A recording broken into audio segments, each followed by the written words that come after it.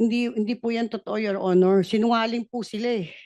So Kasi, pinapatapos nila yung mga ghost project, opo, gawin para may maipakita, ganun ba ba?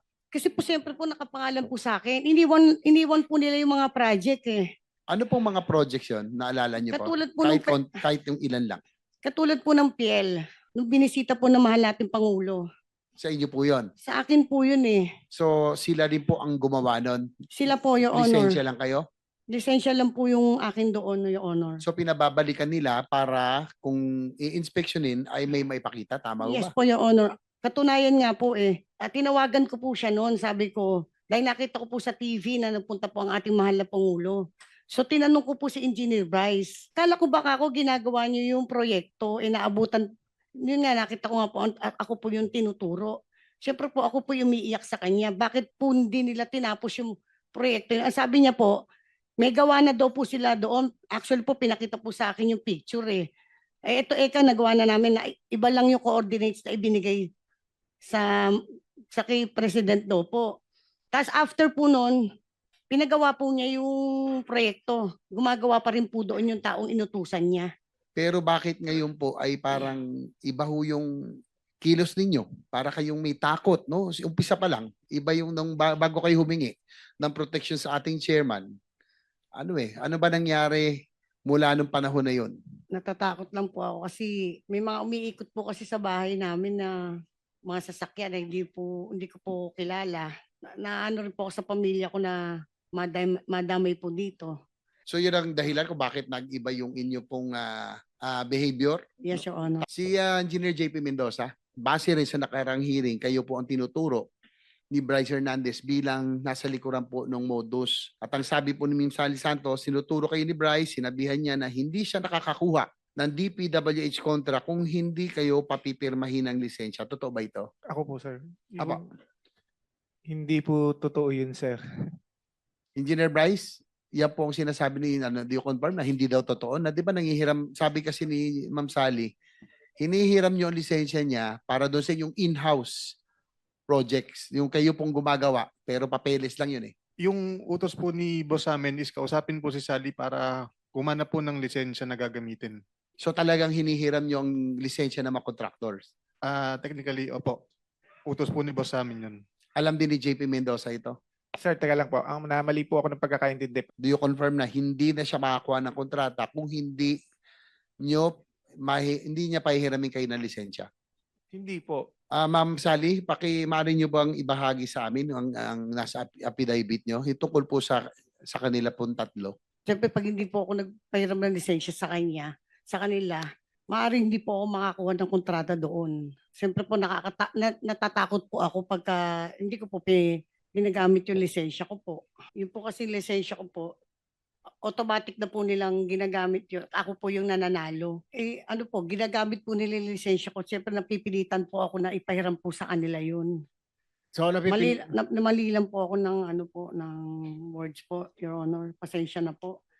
Kasi po kinakabahan po kasi ako eh. Dapat kang kabahan Kanina po kung ako magsinungaling ka natatakot rito. ilang beses din yung tinawagan si Sally Santos ngayong September? Parang hindi ko po matanda na tinawagan ko. Kung ngayon pong September, Your Honor, parang hindi ko po siya tinawagan. September, base sa call log ko po, wala po kami conversation. Kasi base doon sa sinampang salaysay ni Ma'am Sally Santos, kayo daw ay tumawag sa kanya. Tama ho ba? Neto po, Your Honor, tumawag po si Engineer Bryce sa akin. Ngayong September po. Opo, Ano pong sinabi? Pakisalaysay na rin po sa committee. tumawag po siya, personally niya pong sinabi sa akin na huwag kang mag-alala, lahat ng mga project na kinuha namin sa'yo, gagawin namin yun. Ako bahala sa'yo, bibigyan kita ng abogado, ng pera, tutulungan kita. Kung pwede sana, meron na sana akong pakikiusap sa'yo. Huwag ka muna sanang magsalita. Ituro mo sa amin, di ba yung pera kinukuha namin sa'yo. Pwede ba makiusap? Ituro mo si D. Henry na siyang, doon ko binibigay sa kanya yung pera.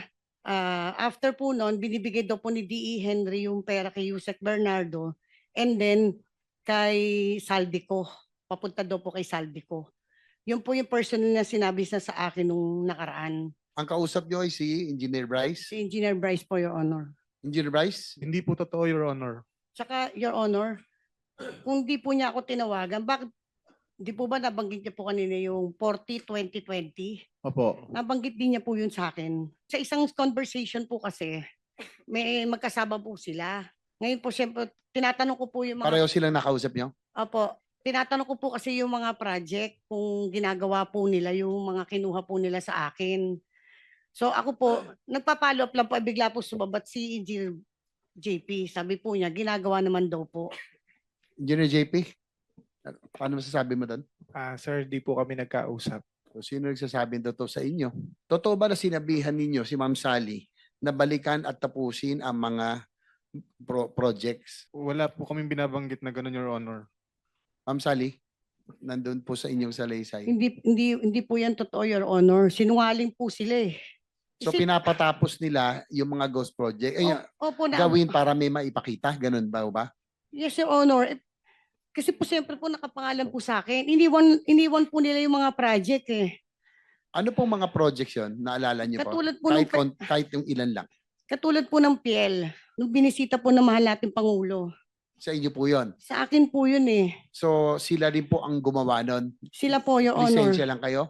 Lisensya lang po yung akin doon, Your Honor. So pinababalikan nila para kung i-inspectionin ay may maipakita. Tama Yes ba? po, Your Honor. Tapos after po noon, pinagawa po niya yung proyekto. Gumagawa pa rin po doon yung taong inutusan niya. Kaya lang po nitong ano po, pinatigil na po yun nung LGU. Hindi na po pinagawa yung taong inutusan po nila doon. Wala po kaming iniutos kay Sally na tapusin po yung project sa PIL Baliwag, Your Honor. Napangako kasi tatapusin ninyo eh. Parang yun ang nasabi. Hindi kayo gagawa. Sila po gagawa. Ano nangyari? Lagi natin, hindi niya inuutosan na tapusin kasi sila gumagawa, lisensya niya, siya yung nagsasabi, baka pwedeng tapusin nyo, di ba?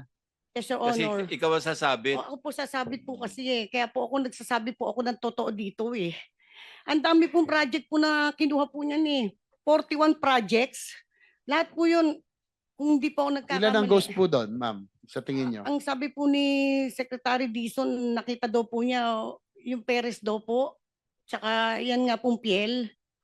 Tapos hindi ko pa po, may sinasabi pa po kasi si Secretary Dizon na isa. So hindi ko pa po ma-locate. Kasi po, sa totoo, sa totoo lang po, kaya po ako na dito. Sila po nakakaalam ng mga location. Project inspector po nila, hindi po maituro sa akin kung ano po yung mga proyekto na ginawa nila. Sabi po sa akin sa opisina, hindi namin alam kung saan nilagay nila Engineer Bryce at Engineer JP lahat ng project mo. So kahit ako po mismo contractor, hindi ko po malocate yung mga proyekto po na nilagay po nila na yan. Wala po maituro po sa akin ng mga inspector nila. Senator JB, interject.